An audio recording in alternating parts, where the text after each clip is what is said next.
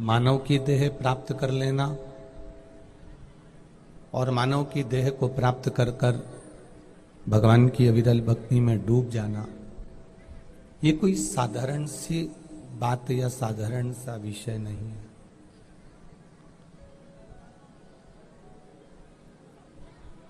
ये बहुत कठिन विषय है।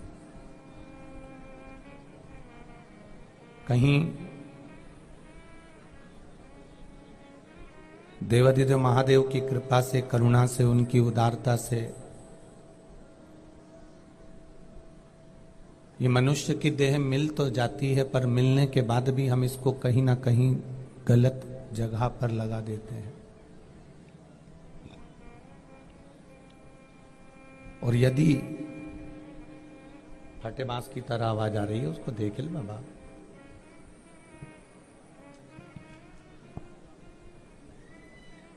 और यदि मनुष्य की देह मिल भी गई और मिलने के बाद भी हम उसको भगवान की अविरल भक्ति में नहीं डुबा सके, हम भगवान के भजन में नहीं जा सके, हम भगवान की अविरल भक्ति की ओर अग्रण्य नहीं हो पाए, तो फिर इस मानव की देह का कोई मोल तत्व नहीं है। इतनी इतनी दूर से आप कथा श्रवण करने के लिए आते हो। कोई 50 किलोमीटर, कोई 25 किलोमीटर, कोई 40 किलोमीटर, कोई 30 किलोमीटर, कोई 20 किलोमीटर, कोई 22 किलोमीटर, कोई 100 किलोमीटर, कोई 150, कोई 500, कोई 700। इतनी दूर दूर से आप कथा को श्रवण करने के लिए आए हो, और इतनी दूर से कथा सुनने आने के बाद भी यदि श्रेष्ठता से हम उसको ग्रहण ना कर सकें, तो हमारा जीवन व्यर्थ है। कुछ देर का सत्संग ध्रुव जी महाराज को प्राप्त हुआ, और कुछ देर का सत्संग जो ध्रुव जी महाराज को प्राप्त हुआ, उस कुछ देर के सत्संग से ध्रुव जी महाराज ने ऐसी भक्ति को प्राप्त कर लिया, ऐसी भक्ति को प्राप्त कर लिया कि भगवान नारायण को पाने का एक मार्ग निश्चित कर लिया। शंभु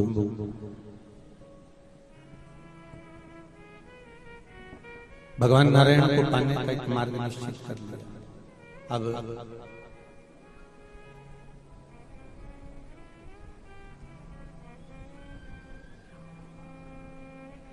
माता सुनीति के पास ध्रुव जी महाराज पहुंच गए, और माता सुनीति के पास ध्रुव जी महाराज जब पहुंचे और माँ ने पूछा कि तुम बुआ जी के घर गए थे। माता प्रसूति के यहाँ आप पहुंचे थे।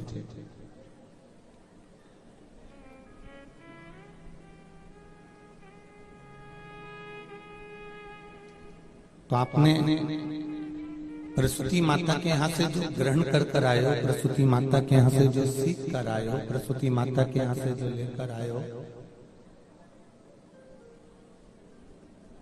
वो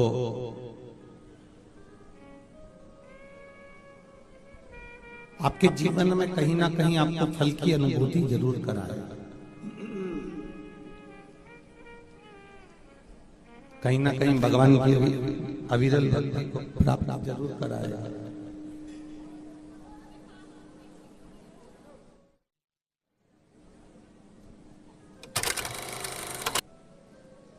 अब भगवान देवादिदेव महादेव कि जो तुमने रस तत्व कथा, और जब दृढ़ी बन जाएगा तो जिसको तुम पाने का प्रयास करोगे वो तुम्हारे सम्मुख में होगा।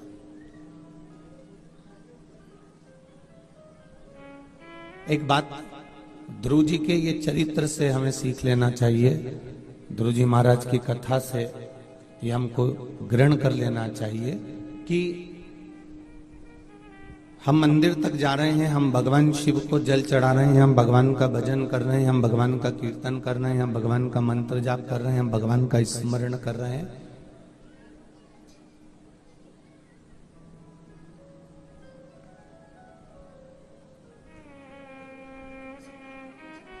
यदि उसकी चौखट तक, उसके दरवाजे तक, उसके मंदिर तक, उसकी कथा तक हम पहुंच रहे हैं तो ये निश्चित है कि आप भगवान की निगाह में हो और भगवान आपको कुछ अच्छा बनाने का प्रयास कर रहा है। यदि हम उसकी चौखट तक जा रहे हैं, यदि हम उसके द्वार तक जा रहे हैं, यदि हम उसकी कथा तक जा रहे हैं, यदि हम उसके चौखट तक पहुंच रहे हैं, हम उसके दरवाजे तक यदि पहुंच रहे हैं, तो ये अपने भीतर ये भाव आ जाना चाहिए कि हम उसकी दृष्टि में हैं, हम उसकी निगाह में हैं।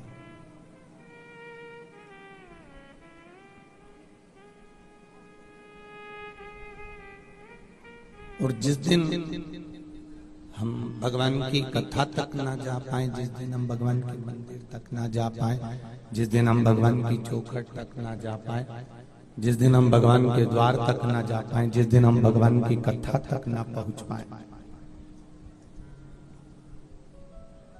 तो ये समझ लेना चाहिए कि उस परमात्मा ने अपनी दृष्टि हम पर से हटा दी।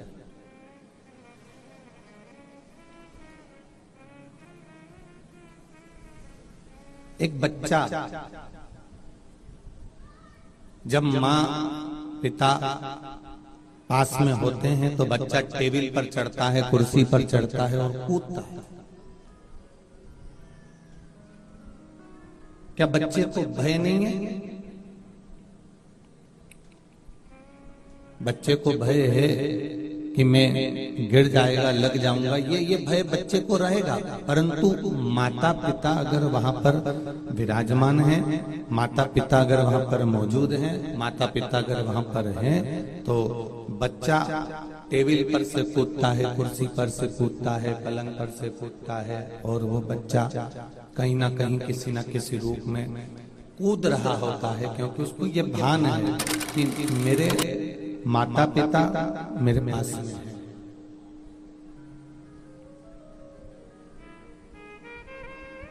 मेरे माता पिता मेरे पास में हैं, ये उसको भान है।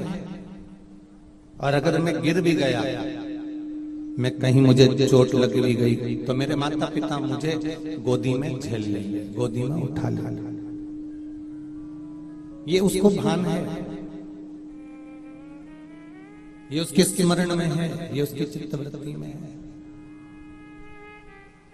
उसी तरह माता पिता नजदीक में है तो बच्चा कूदता है टेबल पर से, कुर्सी पर से, उसको भान रहता है कि ये मुझे गोदी में झेल लेंगे।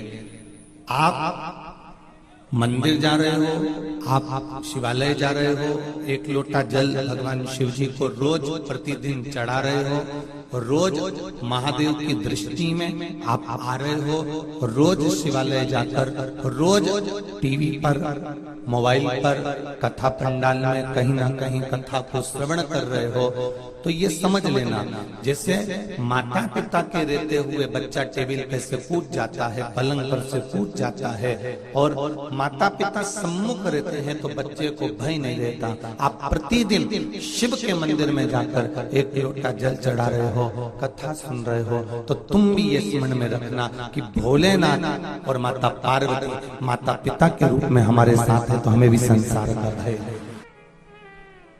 इस संसार सागर से फिर हमें भय से मुक्त होकर रहेगा।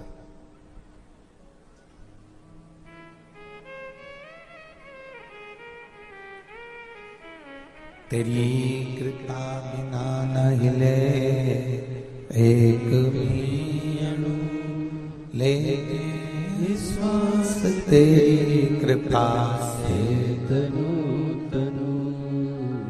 बखान क्या करूं मैं राखों के ढेर का, चपटी बबूत में खजाना कुबेर का। हे गंगधार मुक्ति द्वार ओमकार तू, भोले ओमकार आयुषण बिहारी शंभु तार तार तू। हम मंदिर तक जा रहे हैं, हम देवालय तक जा रहे हैं, हम शिवालय तक जा रहे हैं, उसके बाद हम कोई भी कर्म कर रहे हैं तो हमें भय नहीं है, क्योंकि हमारा माता पिता, हमारे शिव, हमारे पार्वती, हमारे ओघड़दानी, हमारे त्रिकालदर्शी, हमारे कैलाशी, हमारे शिव हमारे साथ में है। हमारे भोलेनाथ हमारे साथ में है।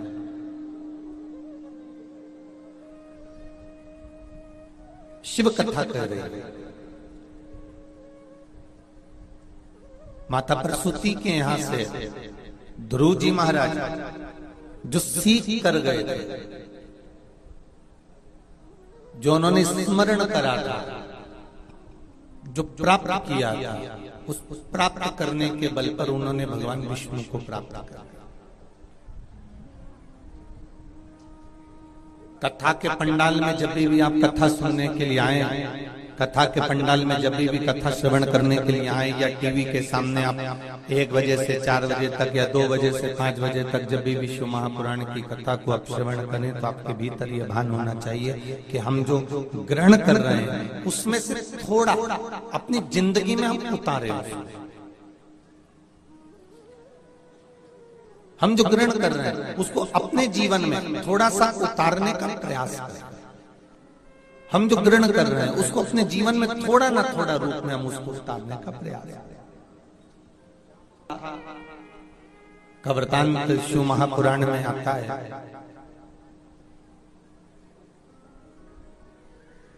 एक पनिहारन जिसका काम था पानी को भरना, सेठ जियों के घर जाना, लोगों के घर जाना और पानी भरना, उनके घर में पानी भर कर आना, पनिहारन का काम था।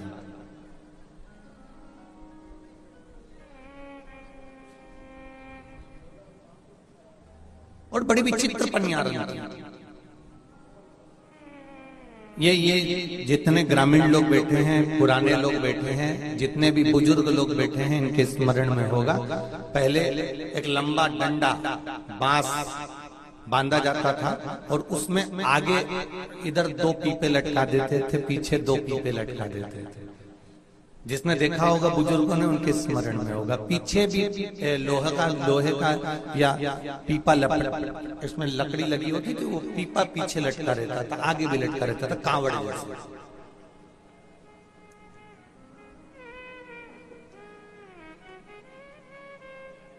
और कोई पनिहार, कोई पानी भरने वाला, उन सेठ जी के घर में जब शादी होती, ब्याह होता, फंक्शन होता, कोई कार्यक्रम होता, तो ये पानी का टैंकर वेंकर ये तो बाद में चालू हुआ। ये सब पानी की टंकी, टैंकर, ये सब बाद में चालू हुआ। उसका काम ही पनिहारन का ये होता था कि जब घर में ब्याह होता था, कोई कार्यक्रम होता था, कोई बच्चे का जन्म होता था, मेहमान ज्यादा आ जाते थे, तो पनिहारन का काम क्या होता था, वो पानी का वो डंडा उठाकर जाती थी, या वो पुरुष पनिहारी पानी का डंडा उठाकर जाते थे, कुएं में से पानी खींच के दोनों में भरकर कंधे पर लेकर आके, और उनका काम था रसोई घर में, वॉशरूम में, इधर उधर वो पानी भरते रहते थे। किसी ने देखा होगा, आप में से किसी ने देखा है कि नहीं देखा, कभी देखा है तो हाँ स्मरण में होगा। जो बुजुर्ग होंगे ना, उनके पूर्व में अभी तो पानी के टैंकर आ गए, अभी तो टंकियां आ गई, तो अब भले देखने को नहीं मिलता हो, पर पूर्व में जो पानी भरने वाले होते थे, पनिहारी होते थे। और आप सब तो पटेलों के घर से हो, तो आपके तो ज्यादा स्मरण में होगा जी, पानी भरने वाले आते ही थे, स्मरण में होगा। अब वो डंडे में पीपे बंधे, आगे भी पीछे बंधे पीपे, और पानी लेकर चली जा। अब जो पनिहारन थी ये बड़ी विचित्र थी। पानी भरने के लिए चलती, भजन करते करते चलती, स्मरण करते करते चलती, कीर्तन करते करते चलती, मंत्र जाप करते करते चलती। ये बड़ी विचित्र थी। इसका एक नियम था।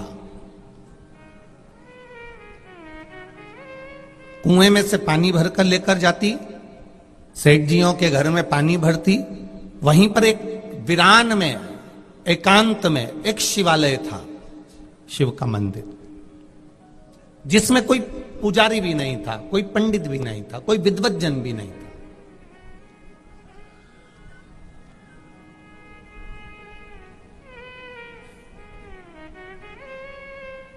कई कई शिवालय, शिवलिंग, कई कई शिव मंदिर ऐसे रहे हैं। आप लोगों के स्मरण में होगा, शिव पुराण जब नहीं चालू हुई थी, उससे पहले जितने भी शिवालयों का आप दर्शन करेंगे, कई शिवालय आपकी जिंदगी में ऐसे मिले होंगे जो शिवालय में ताला ही डला रहता था, जो शिवालय में कोई नहीं जाता था। केवल शिवरात्रि पर, सावन महीने में, या कभी कोई भूले चूके सोमवार के दिन लोग चले जाते थे। ऐसे कई शिवालय थे। ऐसे एक दो शिवालय नहीं थे, ऐसे कई शिवालय थे।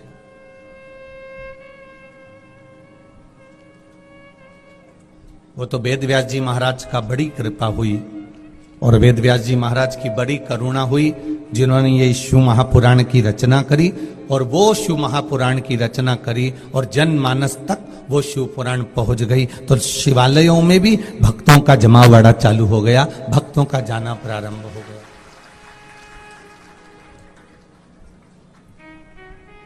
ये तो उन देवादिदेव महादेव की कृपा है, ये भगवान शिव की करुणा है, उसकी उदारता है।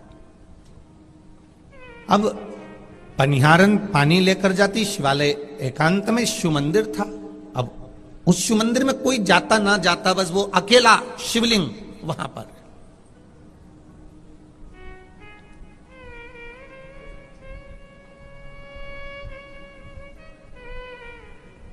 एकांत में शिवलिंग अकेला। पनिहारन का नियम था, सेठ जी के यहां से उसने विनती कर कर, निवेदन कर कर, नमन कर कर, पनिहारन ने एक हंडा, एक पानी का मटका, एक सुंदर सा हंडा पनिहारन ने सेठ जी से मांगा, और मांगकर मंदिर के द्वार पर उसको एक कोने में, वो मंदिर के पास में उसने रख दिया। अब मंदिर के पास में रखा, और पनिहारन क्या करती, कुएं में से पानी लेकर आती और पानी लाती, सेठ जी के यहां जाती तो थोड़ा थोड़ा पानी उस मटके में, उस हंडे में डालती हुई चली जाती।